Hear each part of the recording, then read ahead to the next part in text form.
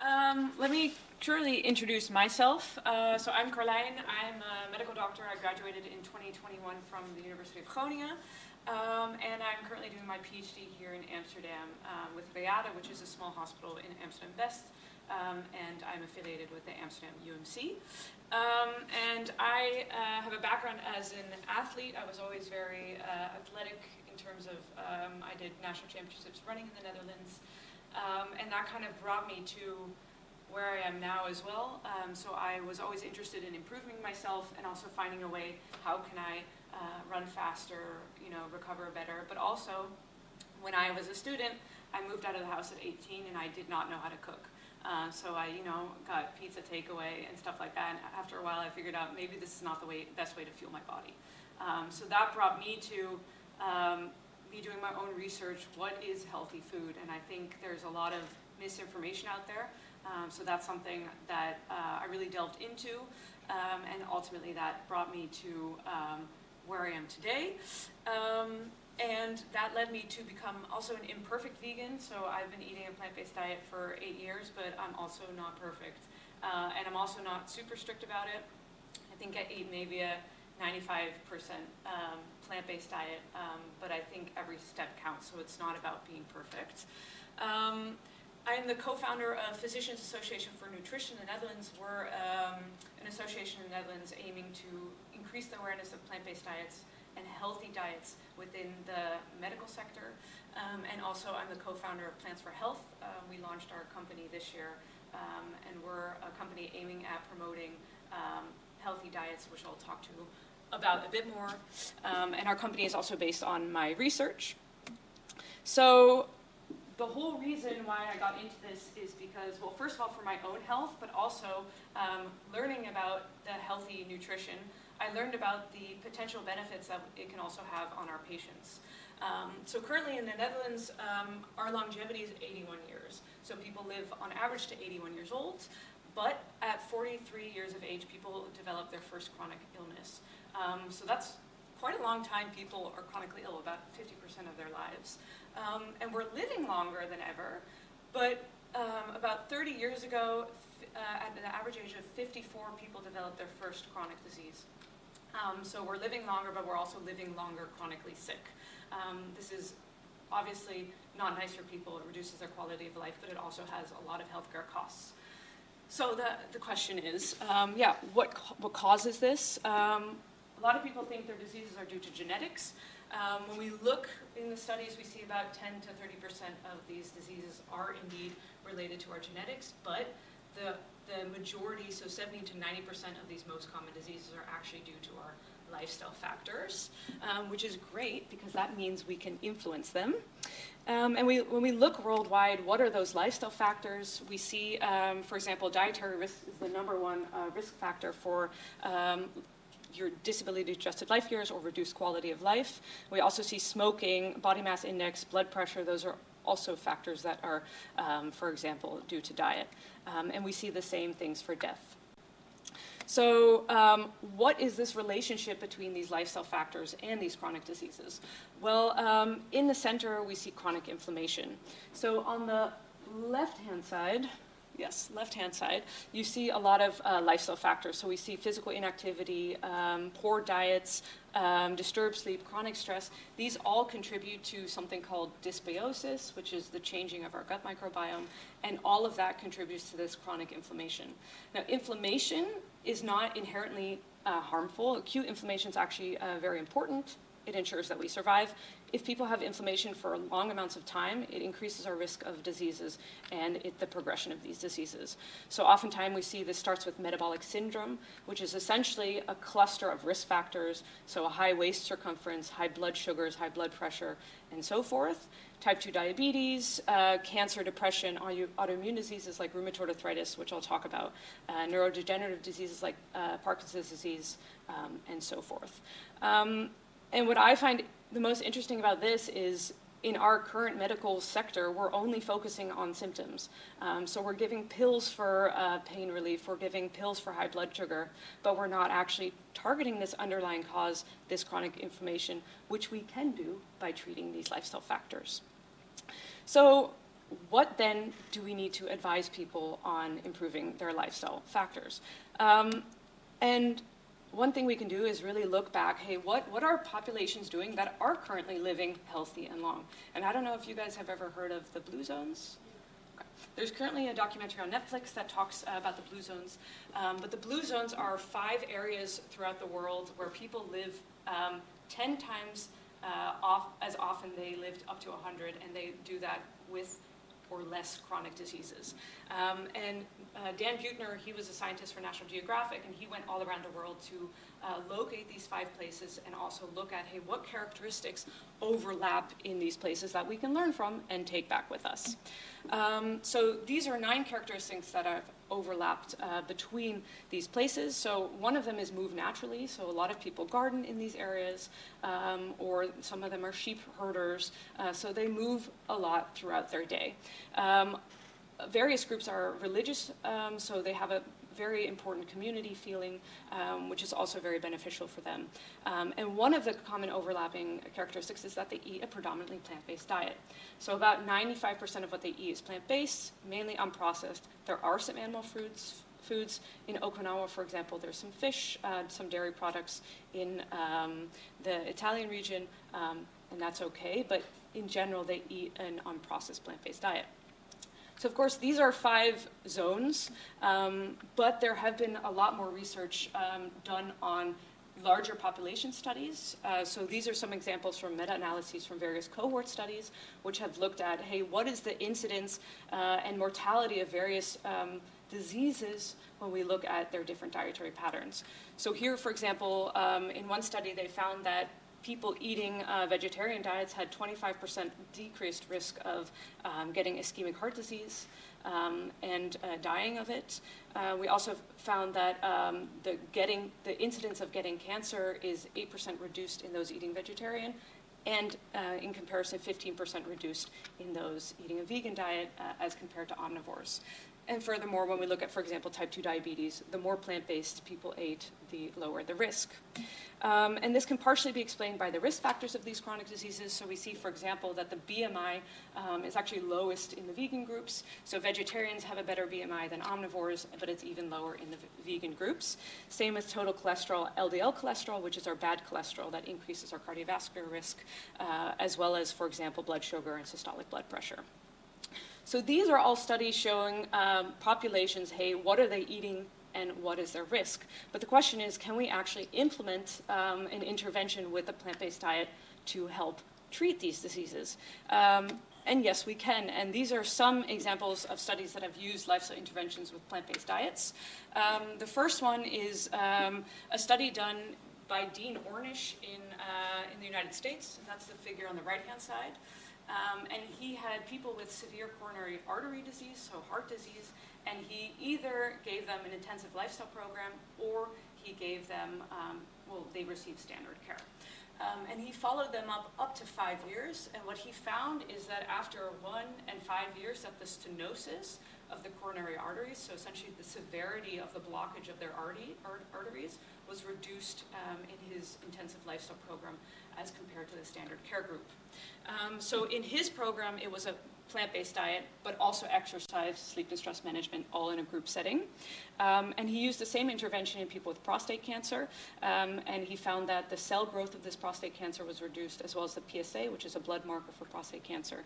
And he recently this year also published a study using such a lifestyle intervention in Alzheimer's disease, which also showed decreased signs of Alzheimer's. And we here in Reade, the Netherlands, were inspired by his study, and so we wanted to see, hey, what is the effectiveness of a program like this in people with rheumatoid arthritis and osteoarthritis? And so there were earlier studies also showing that plant-based diets could be beneficial in these groups, so that was also one of the reasons we thought, hey, this could be interesting for these groups.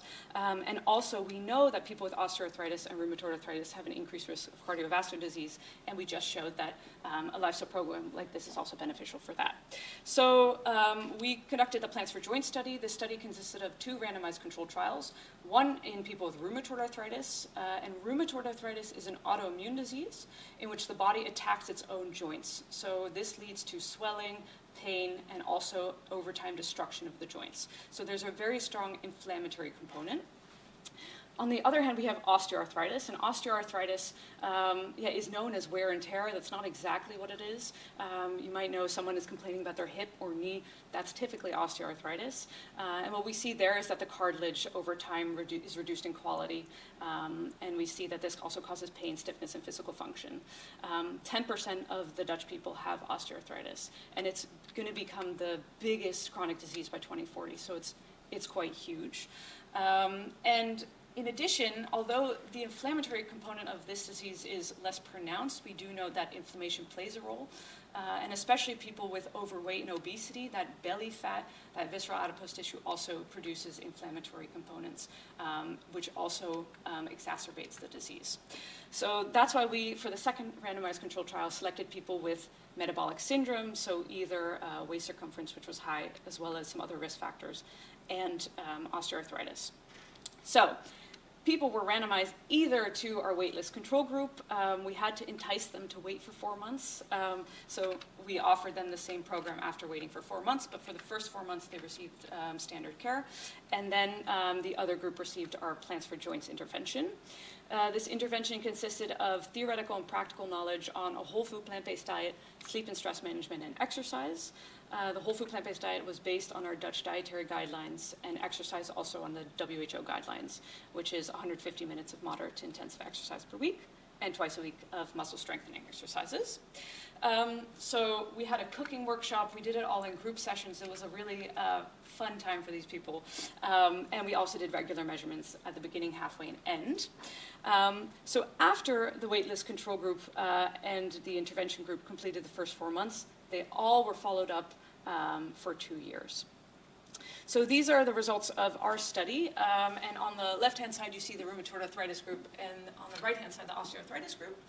And you see the DUS-28 above. So the DUS-28 was our primary endpoint, and this is a composite score of 4 factors. So it's the amount of swollen joints someone has, the amount of tender joints, the erythrocyte sedimentation rate in the blood, fancy word for inflammatory marker in the blood, and also we asked them on a scale from 1 to 10, how do you feel as a result of your disease? So all of that is combined into a score which we use within the rheumatology to classify how someone's disease is. And at the beginning they had a score of about 3.9, which indicates they had a mild to active form of disease. And what you see is the red line is the control group and the blue line is our intervention group. And we found after 8 weeks, but especially after 16 weeks, that there was a significant reduction in this disease activity score as compared to the control group. And to give you some context, the change in disease activity score is similar to medications that are also on the market. Now, for the osteoarthritis group, our primary outcome was pain, stiffness, and physical function, and we measured this with a questionnaire, and this is a standardized questionnaire used to measure these outcomes for people with osteoarthritis. And at the beginning, they had a score of about 50, indicative of a mild to severe form of osteoarthritis. And again, here you also see the same trend. So the control group is the red line, they stayed stable, and in the intervention group, there was a significant improvement in pain, stiffness, and physical function. And this is quite important also for this group because we have very limited treatment options here. For people with osteoarthritis, there's pain medication, there's physical therapy, but the other last option is essentially joint replacement surgery. So this offers them something else. Of course, it's important that people are able to maintain this for a long period of time. It's nice if you can show these effects after 4 months, but you want long-term effects. And here you see, again, the disease activity score on the left-hand side for the rheumatoid arthritis group. Here you see all the patients, so from the beginning to end of the intervention, plus the 2-year extension study, so the control group and the intervention group. Here in the first 4 months, you see the same change, that's the intervention period, and then we follow them up for 2 years. So you see that over time, the disease activity score stays the same, which is a significant improvement as compared to baseline. And what I find most interesting about this is that while the disease activity stayed stable, their medication usage dropped. So for example, 1 year after the intervention, we quantified, hey, how much medication are they using? and 50% of those using antirheumatic medication, which are quite hefty medications, were able to reduce or stop their medications. So that's, I think, is very impressive. Then when we look at the osteoarthritis group, we also see the initial first 4 months, the reduction in pain, stiffness, and physical function. And also they held up very well during the extension study. Also here we found that 44% of people were able to reduce their cholesterol medication, and 66% of people were able to reduce their pain medication. And the nice thing about lifestyle interventions is that they might have side effects, but that they're beneficial side effects. So we measured a lot of things, everything from saliva to feces. And what we found is that on average people lost weight. So especially this osteoarthritis group, which was overweight to begin with, they lost on average 6 kilos.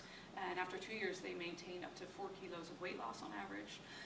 We saw improvements statistically significant in inflammatory markers. The blood cholesterol, the blood sugars decreased, the waist circumference decreased.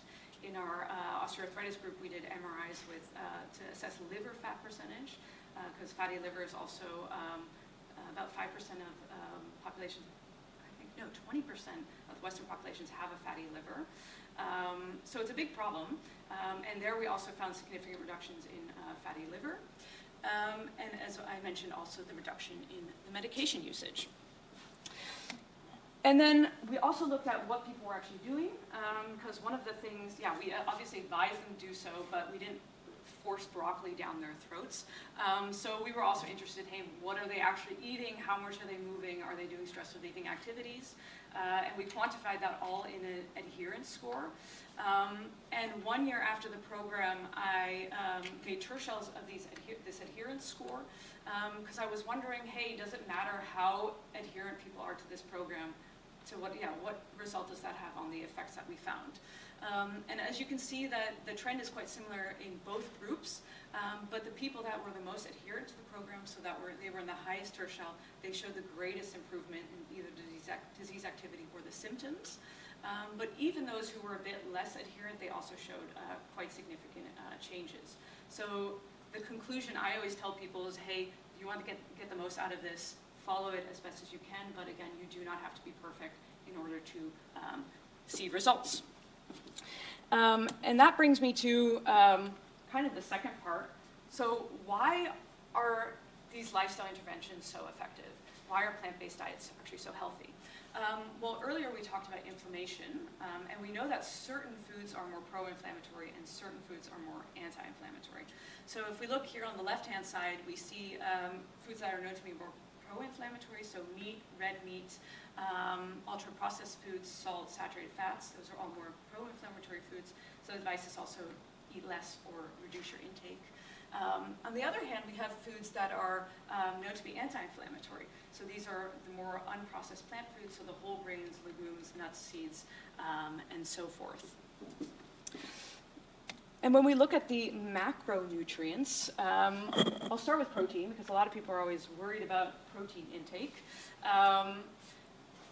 which is kind of crazy because in the Western world we eat plenty of protein, and we actually see that people tend to eat too much protein.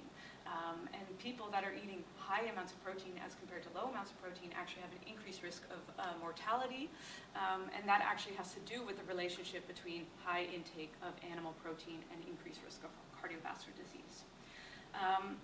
When we look at plant protein, people that eat more plant protein actually have a reduced risk of cardiovascular disease. So this shows to be protective. And especially when we look at diet studies, it's important to look at, hey, what are foods being replaced with? If you stop eating one thing, you're going to eat something else to compensate for the calories, for example. So when we look at replacing animal protein with plant protein, we see that this actually reduces your mortality risk. And here in this study on the right-hand side, what they did is they replaced 3% of energy, which is really not that much, with various animal protein sources with plant protein. And in general, what they found is that all of the replacements resulted in a reduced risk of mortality, so all-cause mortality, whereby the strongest reduction was in the replacement of processed red meat with plant protein. And when we look at plant-based diets, one of the really great sources of plant-based protein are legumes. And legumes are very healthy, and they're shown to actually reduce the risk of cardiovascular disease. And this relationship is stepwise, so the more you eat, the greater benefit you get, up to 400 grams of legumes per week. So if you want to optimize your diet, aim for those 400 grams of legumes per week. Now, when we look at saturated fat is mainly found in animal products. There are some exceptions. For example, coconut oil is a great source of saturated fat, which is unfortunate for some of the vegan bakers out there. But saturated fat is associated with cardiovascular disease because we know it increases our LDL cholesterol, which is our bad cholesterol. And we know that when we replace, for example, saturated fat in our diet, so if you replace butter with oil when you're cooking, this is shown to actually reduce your risk of cardiovascular disease. And you can see in this study here on the right-hand side, they replaced 5% of calories from saturated fat with 5% of calories from other sources, such as whole grains, unprocessed or unsaturated fats, and even plant-based oils. And this all resulted in a decreased risk of cardiovascular disease. What I also think is interesting about this study is that they looked at dairy saturated fat. So when you replace dairy saturated fat with, for example, saturated fat from meat, your risk actually increases. So it does matter where it comes from. And also, if you replace it with, for example, refined carbohydrates, so white breads and cookies, this doesn't have an improved or decreased effect on your risk. So that also shows that those refined carbohydrates are not a healthy choice. Fiber and whole grains. Plant-based foods are very rich. Well, actually, plant-based foods are the only source of fiber, but unprocessed plant-based diets are very rich in fiber. And these whole grains and these fibers are beneficial because they're shown to reduce inflammation, reduce this cholesterol, and also blood pressure. And in turn, this is shown to reduce all-cause mortality, cardiovascular disease, type 2 diabetes, and so forth. And also here we see that stepwise relationship. The more fiber you eat, the greater benefit you get when it comes to health outcomes. Yet a lot of people are quite scared of eating carbohydrates, and I don't know if you've ever experienced someone in your surroundings who's kind of eat a low-carb diet. And that's kind of how my journey into this started as well, because I thought, hey, a lot of people are talking about that, let me try that.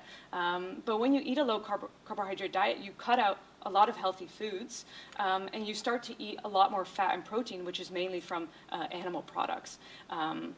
And that's why, on the one hand, in the short term, you see that there are some benefits. For example, if you're cutting out those refined carbohydrates, this helps with weight loss. And also, if you're not eating carbs, your blood glucose is going to stay stable, so that's quite logical. But what's happening underneath is that the LDL cholesterol increases because you're eating a lot more fat from those animal sources. And in the long term, this actually increases your risk of all-cause mortality.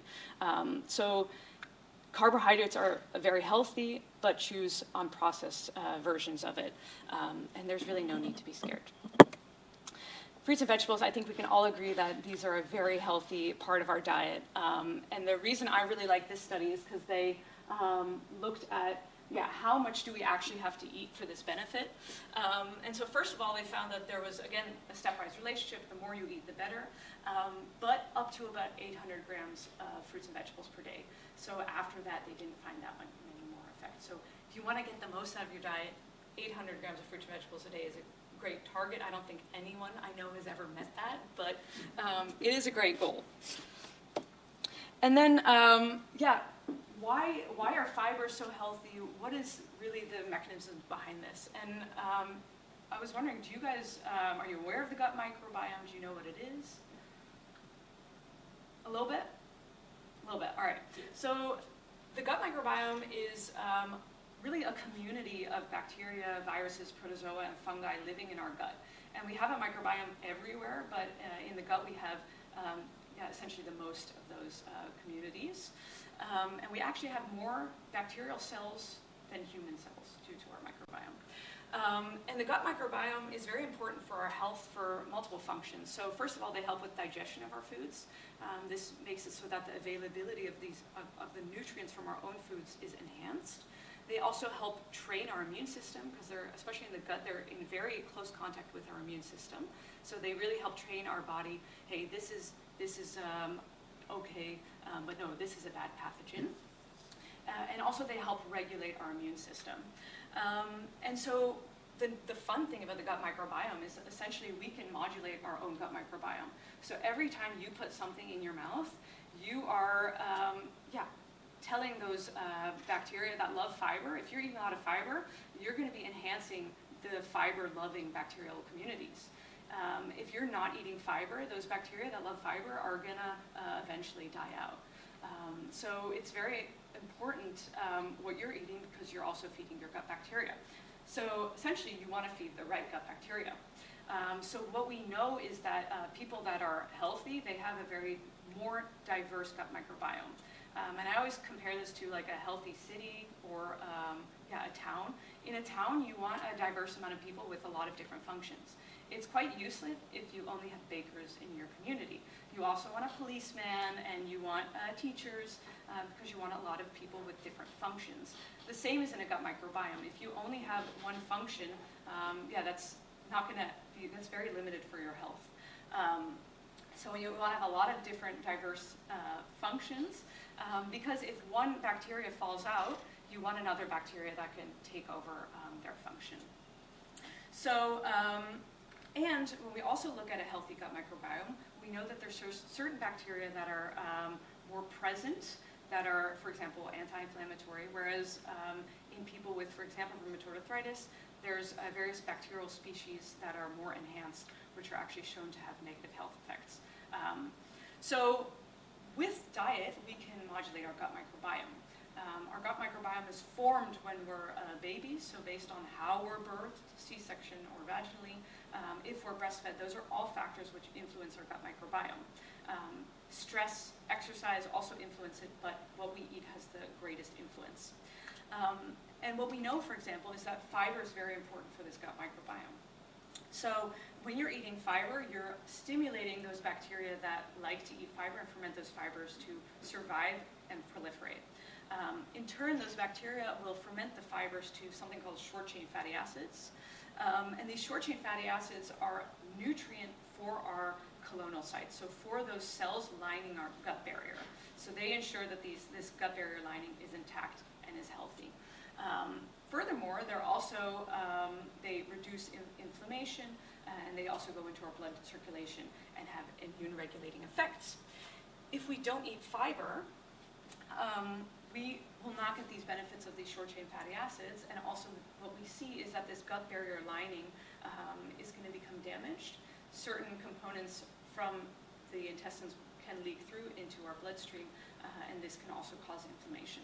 So that's one of the ways that fiber is, for example, very important, and the diet can also impact inflammation.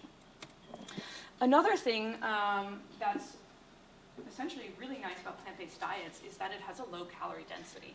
And this is what is one of the factors that contributes to weight loss, and why we see people that eat more plant-based have lower and healthier weights. So what that means is that per volume, so the amount of calories is lower in plant-based foods compared to animal foods. So you can see, for example, that fruits and vegetables, this is that 800 grams that fits in your stomach. This takes up a lot more space, whereas it has the same amount of calories as that little bit of oil.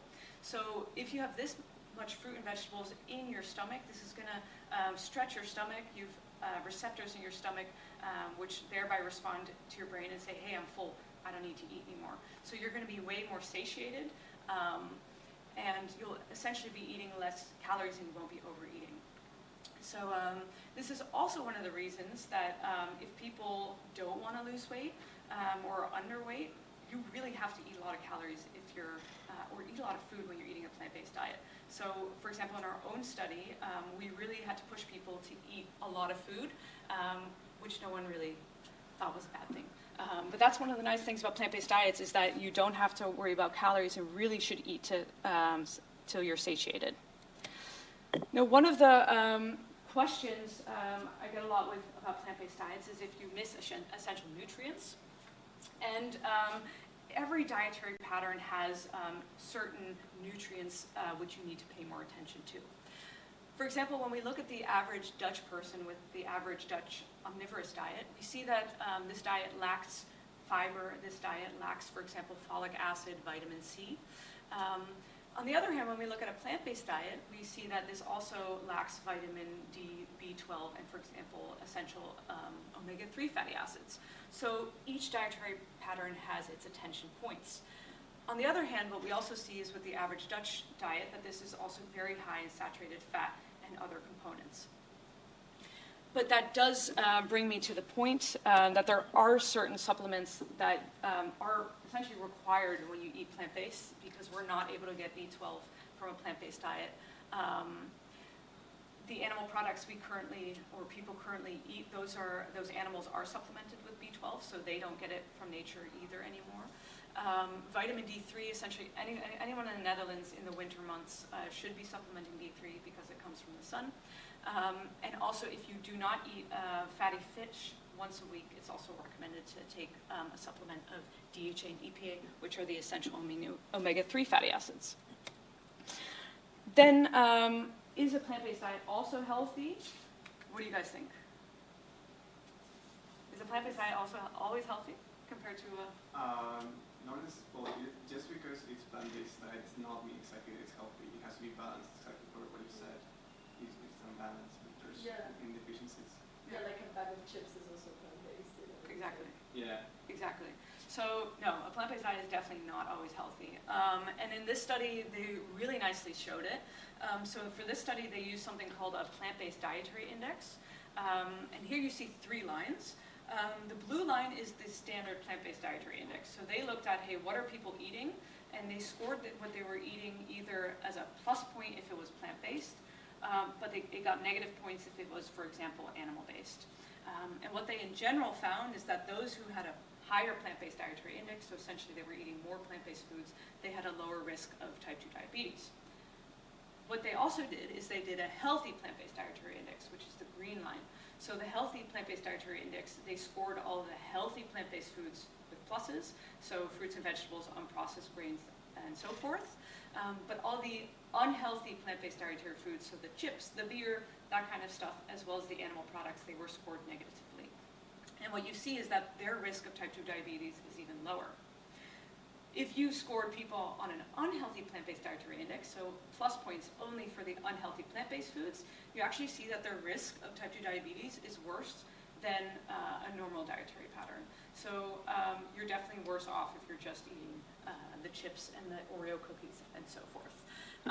And this same trend they found in multiple studies. So these are all studies that have used this plant-based dietary index, and they find that in general, the risk of these diseases with this healthy plant-based dietary index is, for example, lower for renal failure, fatty liver, and so forth.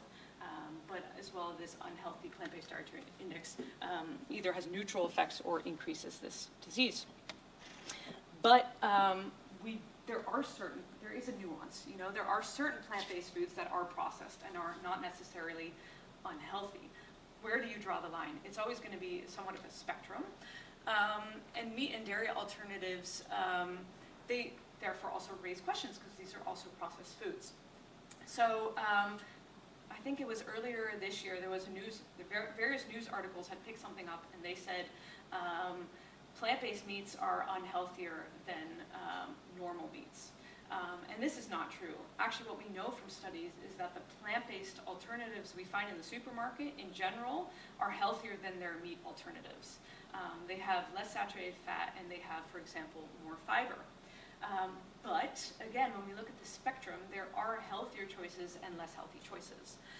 So here are, for example, some of those healthier choices. We see the plant-based ground meat. This is one it's really essentially just, I think it's soy protein for like 98%, so it's quite good. Same with the chicken pieces. Those are also, there's really not much added to it. It's really very high in protein. And of course we have the tempeh and tofu, which are the soy-based products, which are also processed, but they don't have a lot of additives such as salt. So those are very healthy choices. Furthermore, when we look at the dairy alternatives, I always like oat milk in my coffee, but it's not the healthiest choice. So for example, when we're really looking at the healthiest choice, soy or for example pea, milks, or I don't even know if pea yogurt exists. But those are products that are a lot higher in protein. So that's something, for example, I always advise my patients pick a pea or soy-based dairy alternative. And always choose the unsweetened and calcium fortified variation because, yeah, calcium, you can get calcium from a lot of other things such as leafy greens, but this is a great source of calcium, especially if you're using it as a dairy alternative. Is soy healthy for humans? What do you guys think? Like soy as itself, like the... Yeah, do you think soy is healthy? In high amounts, no. Okay, why don't you think it's healthy? Like soy, for example, like soy sauce, for example, right? Like that's one. Okay. Yeah, in that sense, because of the high levels of salts that it can be found there. Yeah. Yeah. That's a good point. Yeah. Anyone else? What about tofu? Does someone think tofu is healthy? I just put it on a slide so I kind of get it. You're right. For example, soy sauce, that has a lot of sodium, so that's a great example of how it's that's a less healthy product. So a lot of, I don't know if you guys have ever heard of like that soy increases man boobs, or that's a big misconception. Yeah. So soy contains something called phytoestrogens. So these are plant-based substances that look like estrogen, and they act somewhat like estrogen, but they're not estrogen. And so people worry that, for example, high amounts of estrogen, you could potentially get man boobs, you can increase your risk of breast cancer. So people are worried, hey, does soy then also increase my risk of breast cancer? So genistein, that's an example of one of these phytoestrogens. We see it looks a lot like estrogen, and it can also bind to the same receptor that estrogen binds to, but it binds very weakly. So for example, what you see with estrogen is when it binds to the receptor, it stimulates tissue growth. You're not going to get the same thing with these phytoestrogens. But what you are going to get is, for example, if you have a lot of estrogen in your body, this phytoestrogen can bind to the same receptor and actually block estrogen from binding. So you're going to get a net effect which actually reduces the effect of estrogen. And that's why you also see in studies that it's protective against breast cancer, prostate cancer, and lung cancer. So it's actually a very healthy food. And it's also shown to reduce LDL cholesterol and blood pressure.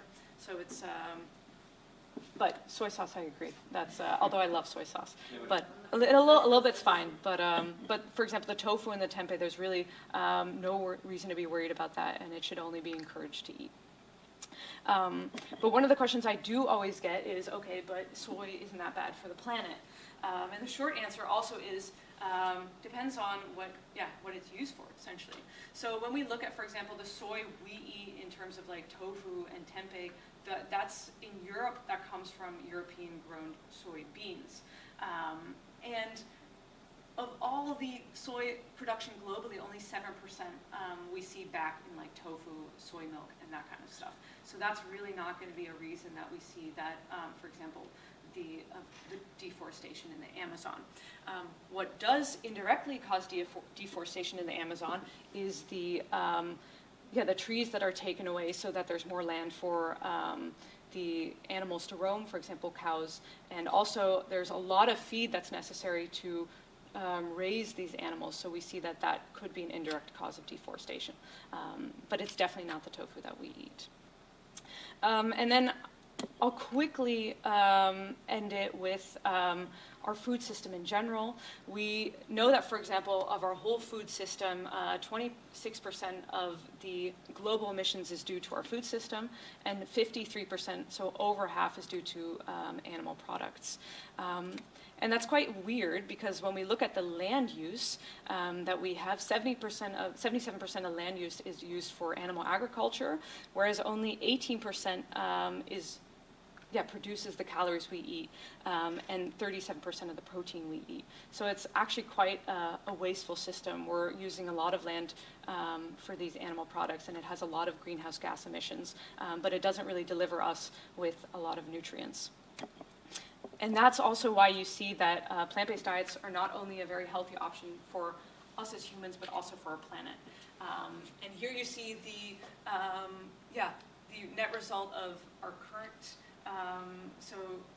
current diets. We see that this has a lot of land use and a lot of emissions.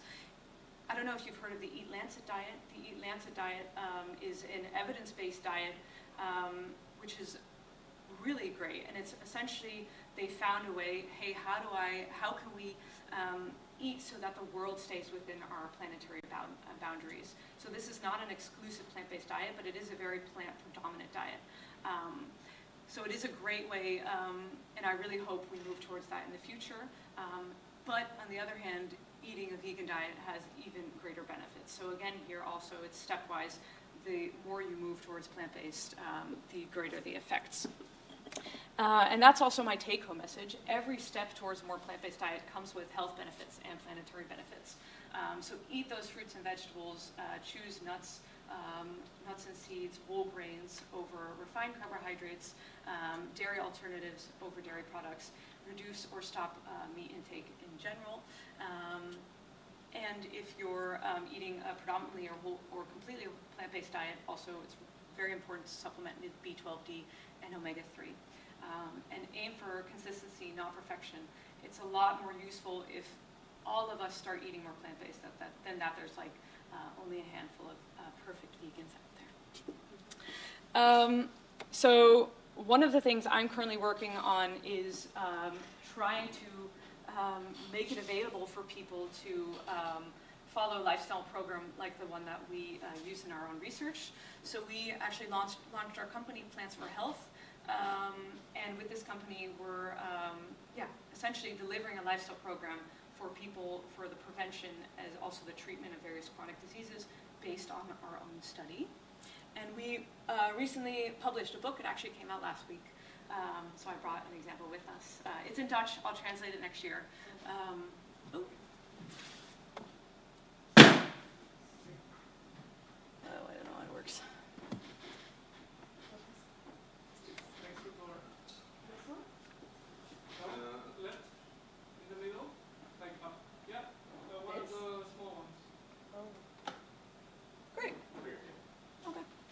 Yeah, and that's it. So thanks for listening, and let me know if there's any questions. I have a few. Perfect. But if somebody else wants to. Go.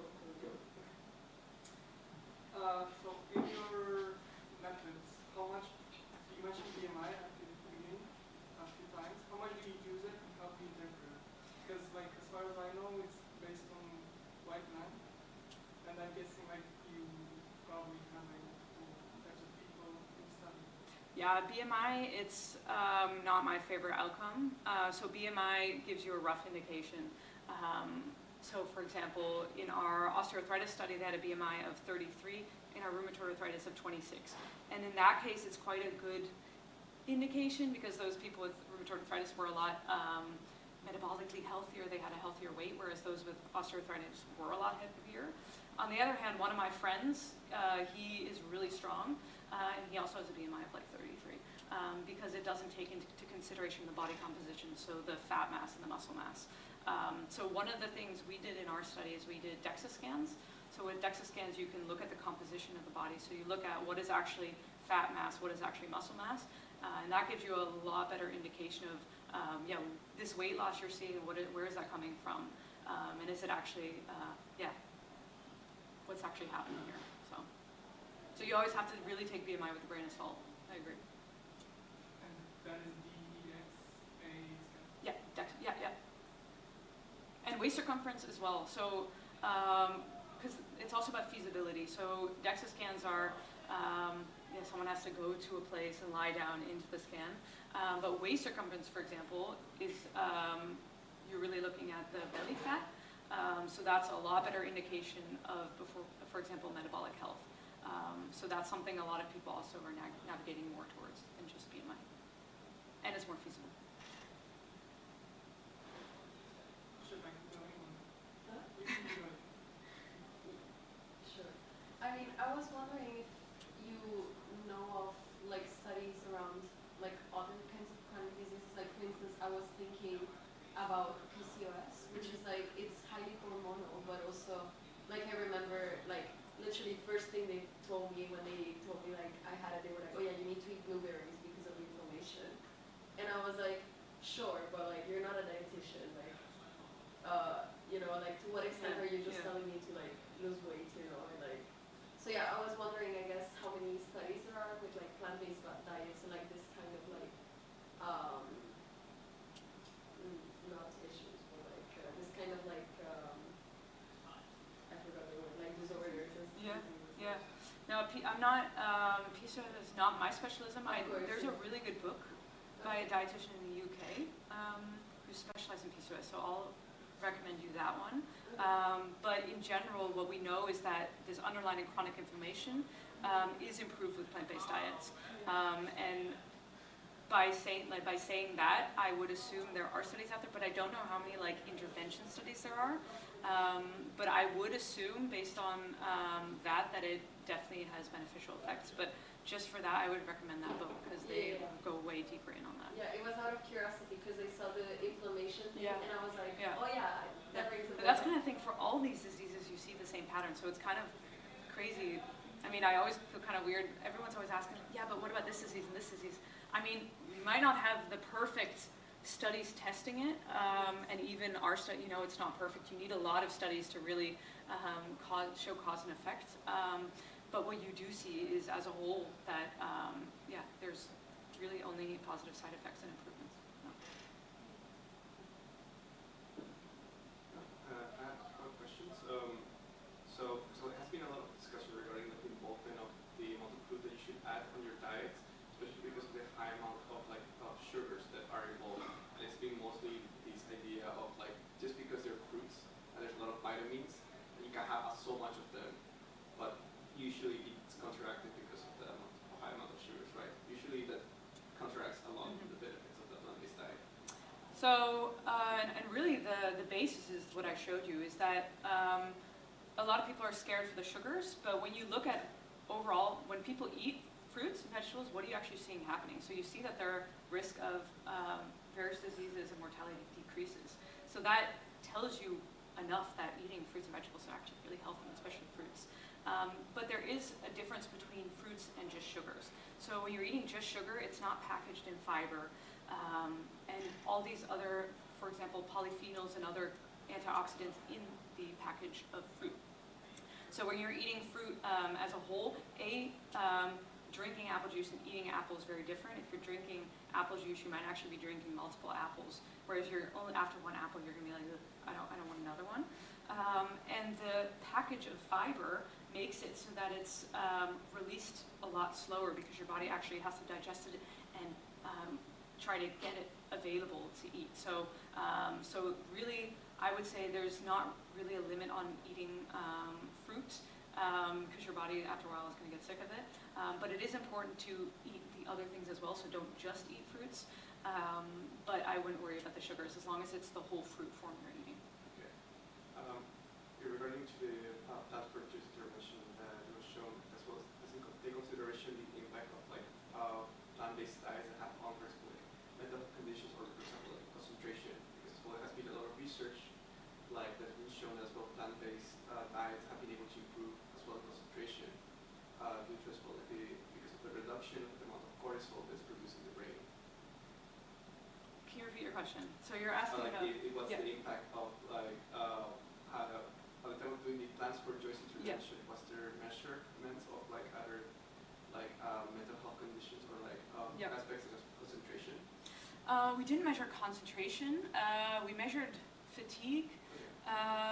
We saw, I don't think it was significant, but a slight reduction. But it's something we heard from a lot of people is, hey, I feel a lot better. I feel like I have more energy.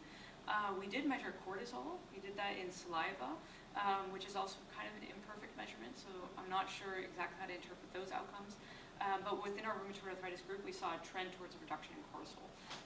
But that's, again, where does that come from? Because we kind of had this hypothesis, we're also giving them stress-reducing exercises. Maybe that will reduce their cortisol levels. We didn't find those two were related.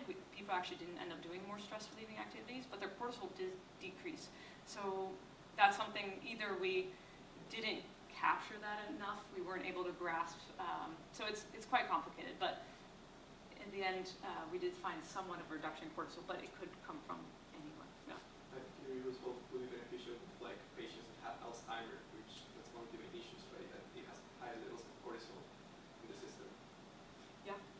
that's something, yeah.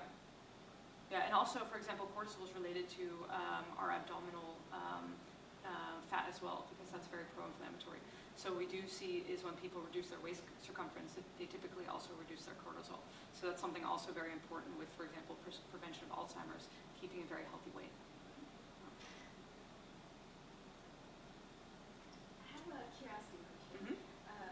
How trustworthy are the, like the Albertine, like the sticker of the nutrition scores? Yeah. Are, Good question. Nutri-Score. Yeah. Because, for example, we're talking about like the chips, For example, everyday chips are like A or B, Yeah. And then like, for example, one of the cheeses would be like a D or E, Yeah. So yeah.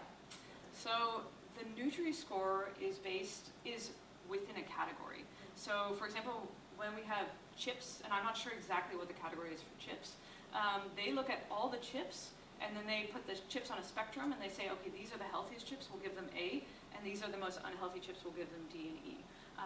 But you cannot compare the chips with crackers because they might be in a different category. So then within the crackers you have their own thing. So it's very confusing because you could be finding like one of those frozen pizzas and be like, oh, this is an A, whereas a very healthy like granola bar might be a B, for example, and you might be like, huh, that's very confusing. And it is confusing, but if you know how it works, it essentially, the idea is that it helps consumers make a choice within a product category that this is the healthier choice.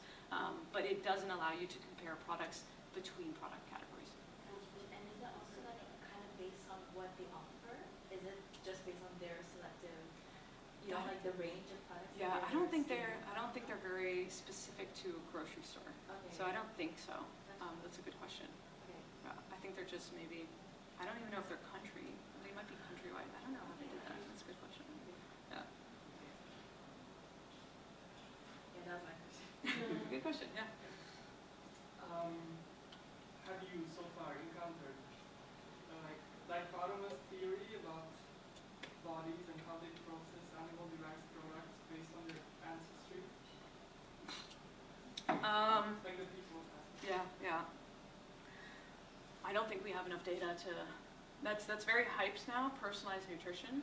I think we can learn a lot based on, looking at people's genetics and like that. But what I kind of always tell people is that 99% of people will benefit from just moving towards more plant-based and unprocessed foods.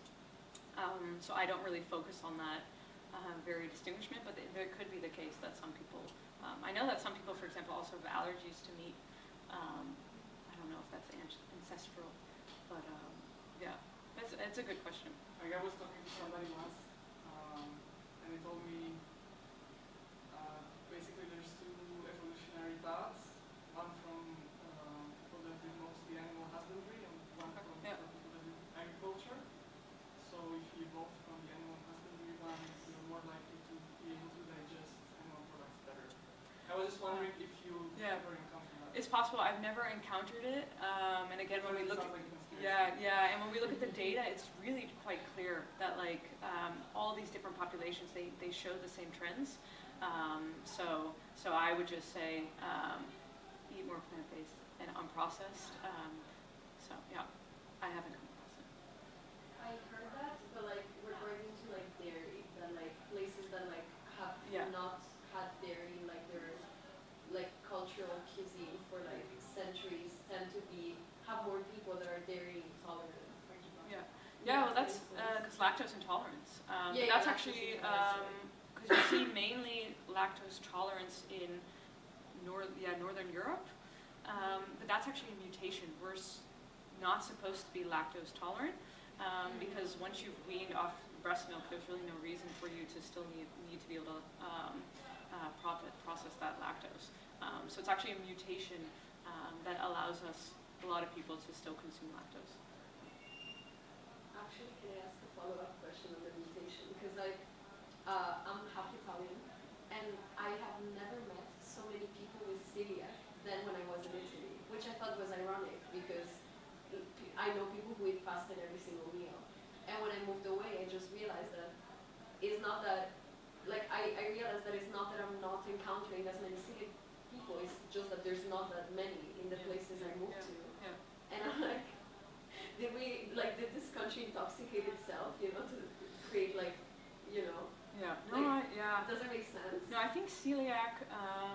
not my expertise, but I'm pretty sure celiac has quite a strong genetic component as well. So that would argue that it would make sense that, yeah, if where you grew up, there could be more celiac.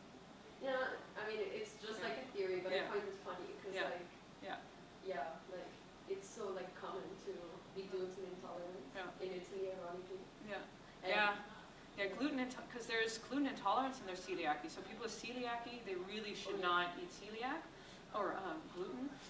But when we look at, there's some people that are scared of gluten, which is ridiculous. There's no reason to be scared of gluten. Some people within the rheumatoid arthritis world, for example, there are some studies showing cutting out gluten could have beneficial effects. Essentially, I never recommend that unless they're really stagnant and it's something they want to try.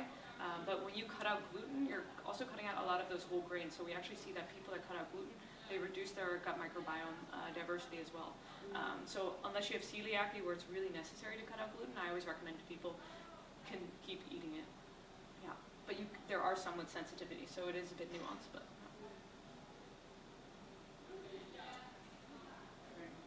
for the length of the Plasmogenics program, how much did you do the work with people? Like, did you always get together and cook with them, or did you give them meal plans? Did you buy their ingredients? Yeah. We had, so within the first 4 months, we had 10 group sessions of about 2 hours. The first one was cooking, so this was really getting everyone together. We cooked, we had a plant-based chef, so they tasted the meals, they made the meals together, so it was very a bonding experience as well. After that, the other 9 were either learning, hey, what are unprocessed foods? How do I read a label in the supermarket? What are the recommendations for exercise? We also did exercise activities with them. We did mindfulness activities with them. So it was very, we usually combine various lifestyle activities within one session. We did those for 10 sessions in total. We did not give we did not give any, let's say, foods to them besides the cooking workshop, but we did give them recipes and a meal plan. So people were able to use that if they wanted to, but they didn't have to. So they were really kind of left to figure out for themselves what works, because the whole idea is you need to do the work and you need to be able to sustain this after the first 4 months. So find what works best for you.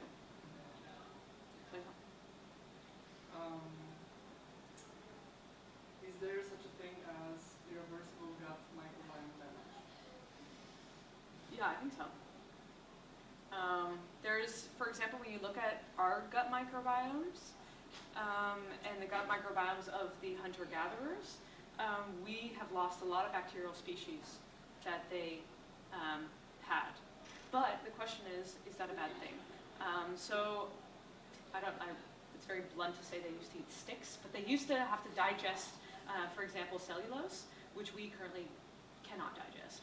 So there's certain things they used to eat that we just don't eat anymore. So we don't have to have that function of digesting those kind of things. So it doesn't necessarily have to be a bad thing that they lost those species, but what we do see is that our diversity is a lot lower than it used to be. And what can happen in the future, and what is happening, is that when the diversity becomes too low, that's when people, that can help develop chronic diseases. And it's also, for example, all the pesticides we're currently using, that also contributes to it. I don't know, I don't think it's possible to define what is irreversible gut microbiome damage, but you definitely do see over time, when generations pass, that we're losing certain species. Time will tell what that actually means for our health. But we already kind of see it now, is that people are developing a lot more chronic diseases, and that's why the gut microbiome and this loss of diversity is considered to also play a role. And what about like within one's life? So for example, antibiotics can wipe out a lot. So usually what you see is that you can restore your gut microbiome about 3 months after using antibiotics if you support your body with a healthy, diverse diet. If you wouldn't do that, then you could potentially lose those bacteria and lose certain functions. And that's also why you, for example, see that that could trigger autoimmune diseases and chronic diseases like inflammatory bowel disease as well. So that's also why there's a lot of studies now looking at poop transplants, because they're interested in, hey, these people have a chronic disease, they've lost certain bacterial species and functions, can we transplant those bacteria back into the system to kind of restore it? There's some mixed effects. Has potential. Yeah, one. Yep. Have you taken into account the difference between bio ingredients and normal cheap ingredients? Yeah. In our study, we didn't. I generally advise people, I'd rather you eat lots of fruits and vegetables that are not bio than skipping them. But more and more studies are coming out that, for example, those cocktails of pesticides seem to be harmful, which is not a surprise, to be honest. So I don't think there's enough scientific evidence, but based on what there is available and common sense, I personally encourage people to eat as much organic as possible.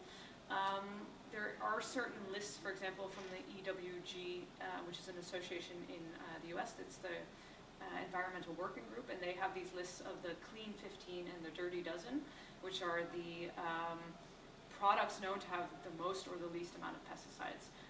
So that's something I, for example, use at home. So apples are on the list of most pesticides. And this is an American list, so I don't even know if this is relevant in the Dutch setting, but I'm like, you know what, might as well just buy my apples organic. And things like mangoes are on the non-organic list, or on the non-high pesticide list, so that's something that you could be like, okay, then I choose to buy those non-organic. So based on that information, you can also kind of figure out, hey, which products might be better to avoid. But I think we don't have enough information for that. But that's kind of what I personally use to give myself a little bit of direction. But also, for example, grains like oats and stuff, I've also heard it's best to buy organic because after they're, when they're drying, they attract a lot of bugs as well, so they tend to spray a lot of pesticides on that. So that's something also I try to buy organic grains, but you don't have to be perfect and just do the best that you can because it is a lot more expensive. But there's certain things that, yeah, choices you can make. But just try to eat more fruits. Yeah, no, of course. Anything else? I have one last question. Yeah. I wanted to know if you know if there's any like correlation with like damaging the gut microbiome and like developing allergies. Like if you stop eating fiber and that microbiome like reduces, and then you start eating fiber again, could you get an allergic reaction to that? So there are relationships between decreased diversity and allergies. Okay. That's one thing. Okay. If you cut out a lot of foods, for example, I think there's, what's a good example? There's some people that have like irritated gut, for example, and then they start cutting out a lot of things and they're like, oh, I feel better. But that's because you're not, the bacteria, they don't have the bacteria to, for example, ferment those fibers correctly. So if they were to eat fibers, they would get really bloated or have gastrointestinal effects. So what people tend to do is then you kind of just cut out the fiber and you avoid the fiber. That's also what you see now. You hear some people that are like, oh, I only eat meat and I feel great. But that's because their gut is so damaged that they're not able to process those fibers. What we also see, for example, in our own study, is that when people eat a lot of fiber all at once or they change their diet, this can also cause flatulence and bloating. So one of the things we advise is for people to build it up slowly, especially if you're having issues. So there's certain things like chickpeas and certain beans which they tend to produce a lot more gas. So those are things, eat a teaspoon a day and build it up. Start with cooked veggies, start with fermented vegetables, which are kind of already pre-processed by the bacteria. So those are ways that you can slowly ramp up the fiber to not have those effects. But in general, I've never heard of someone having an allergy to fiber, but you definitely do hear that if you cut foods out and then you reintegrate them, that you can. So that's also a reason not to just cut out whole food groups like things like gluten or stuff like that. You want to eat as diverse as possible.